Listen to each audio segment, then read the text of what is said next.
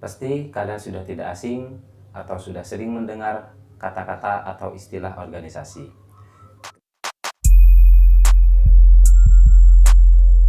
Dalam kesempatan kali ini, kita akan berdiskusi, bincang santai, masalah, dan seputar organisasi. Di mana pembahasan ini kita akan bahas menjadi 3 bahasan. Yang pertama adalah pengertian organisasi, komponen organisasi, serta manfaat dan tujuan dari sebuah organisasi. Pengertiannya yaitu perkumpulan 2 orang atau lebih yang terstruktur yang ingin mencapai sebuah tujuan tertentu yang dilaksanakan bersama-sama dalam sebuah kesepakatan di sebuah musyawarah atau rapat bersama. Di definisi ini kita dapat memahami bahwasanya organisasi itu adalah perkumpulan seseorang di mana perkumpulan itu terstruktur, tertata dengan rapi, ada bagiannya masing-masing, tapi ingin mencapai sebuah tujuan bersama-sama dan itu sudah disepakati dalam sebuah musyawarah atau kesepakatan bersama. Bahwasanya pengertian sebuah organisasi itu intinya adalah mencapai sebuah tujuan yang dilaksanakan atau dilakukan bersama-sama. Baik itu organisasi yang bersifat formal, organisasi non-formal, atau organisasi informal. Organisasi formal ini salah satu contohnya adalah organisasi di mana aturan serta tata tertibnya ditata dan ditulis dengan rapi. Seperti lembaga pendidikan, sekolah, lembaga pondok pesantren, lembaga pemerintahan, atau lembaga politik, di mana aturan atau ADART yang ada dalam sebuah organisasi itu ditulis dan ditata dengan rapi. Itu yang disebut dengan organisasi formal. Berikutnya ada organisasi namanya organisasi non formal, di mana aturan serta tata tertibnya tidak ditulis dengan rapi. Contohnya seperti masyarakat. Masyarakat itu juga bisa kita istilahkan dengan organisasi. Kenapa? Karena di sana ada tujuan bersama. Ingin hidup makmur, ingin hidup tentram, ingin hidup damai, tapi aturannya tidak tertulis dengan rapi. Itu yang dinamakan dengan organisasi non-formal. Contohnya adalah sosial kemasyarakatan. Ada juga organisasi namanya organisasi informal. Tujuan dan kegiatannya berjalan secara alamiah, tidak tertulis, tidak ditata dengan rapi, ada ART serta aturannya tidak ada. Tapi ada tujuannya, yang mana tujuannya itu adalah tujuan bersama, yaitu organisasi namanya keluarga. Di sana akan ada kepala keluarga, anggota keluarga, ingin mencapai sebuah tujuan bersama, yaitu ingin hidup sakinah, mawaddah, dan warahmah. Yang kedua, komponen atau hal-hal yang harus ada dalam sebuah organisasi. Sekarang 4 hal yang harus ada dalam sebuah organisasi. Yang pertama adalah struktur. Struktur ini merupakan bagan-bagan di mana bagan-bagan itu terdiri dari bagian-bagian orang yang memiliki fungsi serta tugasnya masing-masing. Seperti ada yang menjadi ketua, ada yang menjadi sekretaris, ada yang menjadi bendahara. Dari semua bagian ini, orang-orang yang ada dalam bagan struktur ini memiliki fungsi serta tugas masing-masing, di mana koordinasinya terjadi dalam sebuah struktur yang terdiri dari garis koordinasi antar anggota atau garis instruksi dari pimpinan ke bawahan. Komponen yang kedua adalah tujuan. Ketika berkumpul dalam sebuah perkumpulan, ada struktur, ada bagian serta fungsinya masing-masing. Sebuah organisasi harus punya yang namanya tujuan. Organisasi ini, baik itu formal ataupun non-formal, tujuan didirikan atau diadakannya sebuah organisasi, tujuannya apa? Seperti organisasi politik misalnya, sebuah partai. Tentunya sebuah partai ingin mencapai sebuah tujuan, yaitu untuk mendapatkan kursi dalam sebuah kepemerintahan, baik itu legislatif, yudikatif, dan lain sebagainya. Nah, tujuan ini akan dilaksanakan bersama-sama melalui sebuah forum musyawarah atau rapat internal dalam sebuah organisasi. Komponen berikutnya yang harus ada dalam organisasi adalah aturan atau tata tertib. Ketika sebuah perkumpulan sudah memiliki anggota, ketua, dan lain sebagainya, memiliki tujuan bersama untuk dicapai, maka di sana harus ada yang namanya aturan atau tata tertib. Aturan ini akan mengatur anggota-anggota atau orang-orang yang ada dalam organisasi untuk mencapai sebuah tujuan tertentu. Aturannya, semisal seorang sekretaris, dia akan merencanakan untuk mengadakan rapat atau pertemuan. Hasilnya akan dia catat dalam sebuah daftar hadir atau berita acara kesepakatan dalam sebuah rapat. Seorang pemimpin, dia akan membuat ide bagaimana mencapai sebuah tujuan atau kegiatan dalam organisasi tersebut. Atau seperti seorang bendahara. Dia memiliki tugas apa? Mencatat, menulis, baik itu uang masuk ataupun uang keluar yang ada dalam sebuah organisasi. Ada juga bagian humas, di mana bagian humas ini misalnya berkomunikasi atau bersosial dengan masyarakat. Nah, aturan ini tujuannya untuk mencapai sebuah target atau tujuan bersama dalam sebuah organisasi.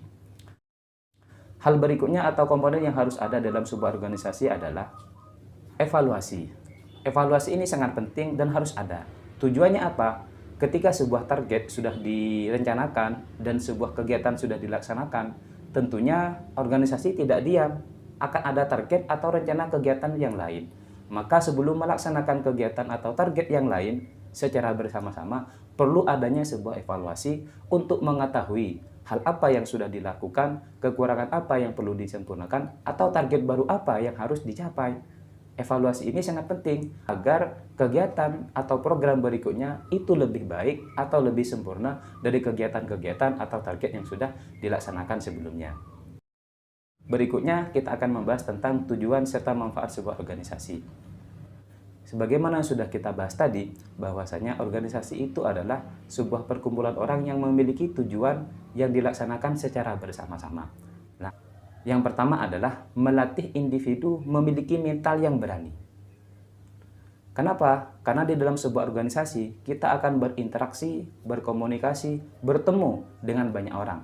Rasnya yang berbeda, latar belakang keluarganya yang berbeda, latar belakang pendidikannya yang berbeda. Di sana kita akan berkomunikasi dengan banyak orang.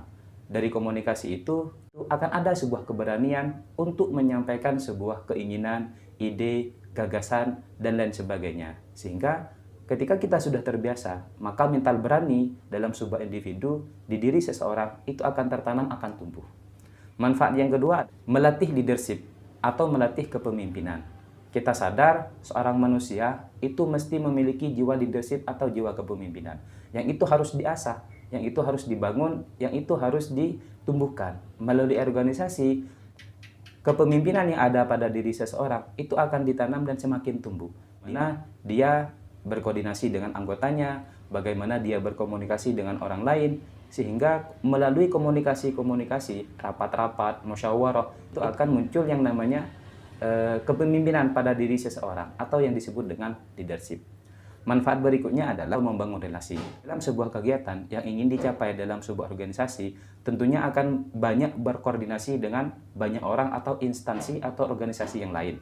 Semisal, organisasi kemasyarakatan, semisal organisasi sosial keagamaan, ranting Nahdlatul Ulama yang ada di sebuah desa. Ingin mengadakan sebuah kegiatan yang namanya pengajian dan santunan anak yatim. Maka, anggota organisasi harus melaksanakan rapat untuk mencapai kegiatan bersama. Semuanya akan dibahas, di sana akan diberikan tugas masing-masing. Ada yang berkomunikasi dengan bagian polsek, kepolisian, ada yang berkoordinasi dengan kepala desa, ada yang berkoordinasi dengan masyarakat, ada yang berkoordinasi dengan bagian sound system, ada yang berkoordinasi dengan bagian kameramen atau multimedia. Nah, melalui komunikasi-komunikasi dan koordinasi-koordinasi seperti ini, orang yang terlibat dalam organisasi akan memiliki relasi atau jaringan yang lebih banyak. Mungkin itu tidak akan diperoleh, misalnya teman-teman ada di bangku sekolah. Ini tidak akan didapat, kecuali kalian harus aktif dalam sebuah organisasi. Maka salah satu manfaat kalau kita aktif dalam organisasi, kita akan membangun relasi yang lebih banyak dengan banyak orang. Manfaat berikutnya adalah mempermudah tercapainya sebuah tujuan. Misalnya, kita ingin melaksanakan bersih-bersih di sebuah tempat umum, pekuburan, sungai, atau apa. Kita tidak mungkin dan sangat sulit sekali tentunya ketika kita melaksanakan sendirian. Mau bersih-bersih, menyiapkan alatnya, terus menyiapkan di mana harus dibuang tempat sampahnya. Tapi kalau kita berorganisasi, berkelompok, bersama teman-teman, ini akan lebih mudah daripada sendirian. Misalnya, kalau kita bersama-sama dalam sebuah organisasi ingin membersihkan kuburan umum misalnya, maka kita berencana menyiapkan alat untuk alat kebersihan, berkoordinasi dengan masyarakat, bagaimana semakin banyak yang membantu, semakin banyak yang ikut bersih-bersih, maka lebih cepat lagi area itu untuk dibersihkan. Setelah itu bagaimana menyiapkan konsumsi, setelah itu bagaimana sampah yang sudah dikumpulkan mau dibuang kemana. Inilah salah satu manfaat dalam sebuah organisasi. Ketika kita ingin mencapai sebuah tujuan, kita laksanakan bersama-sama dengan banyak orang. Manfaat berikutnya dalam sebuah organisasi adalah membuat kita sadar bahwasanya kita itu sebagai makhluk sosial, di mana makhluk sosial ini tidak bisa hidup sendirian. tadi membutuhkan antara satu dengan yang lainnya. Jika kita bergabung dalam sebuah organisasi, menyadarkan pada kita bahwasanya ketika kita hidup di dunia, kita tidak bisa hidup sendirian. Semisalnya hidup di hutan, ya nggak bisa kita hidup sendirian. Akan sulit tentunya mencapai sebuah tujuan dan target-target dalam sebuah kehidupan. Semisal organisasi informal dalam sebuah keluarga, dia memiliki kebutuhan untuk makan. Tidak mungkin seorang bapak atau seorang ibu harus nanam padi dulu, merawatnya sekian bulan, baru bisa panen dan baru bisa memakan. Ini kan tidak mungkin. Atau kita dalam sebuah keluarga membutuhkan yang namanya pakaian, sandang. Tentunya kita tidak bisa membuat sendiri, menjahit sendiri, produksi sendiri. Kita butuh orang lain. Kita butuh bantuan orang lain. Nah, ini menyadarkan kepada kita bahwasanya kita hidup di dunia ini membutuhkan uluran tangan, membutuhkan bantuan, membutuhkan skill dari orang yang lain. Sehingga kita mudah untuk mencapai sebuah tujuan kita. Baik itu tujuan pribadi, tujuan dalam sebuah keluarga, tujuan dalam sebuah organisasi, tujuan dalam sebuah pendidikan. Semoga bermanfaat diskusi kita pada kesempatan kali ini. Jika ada pertanyaan seputar organisasi, baik itu definisi, komponen, atau tujuan serta manfaatnya, silakan sampaikan di kolom komentar. Terima kasih, jangan lupa like, subscribe, dan komen. Semoga lebih banyak memberikan manfaat.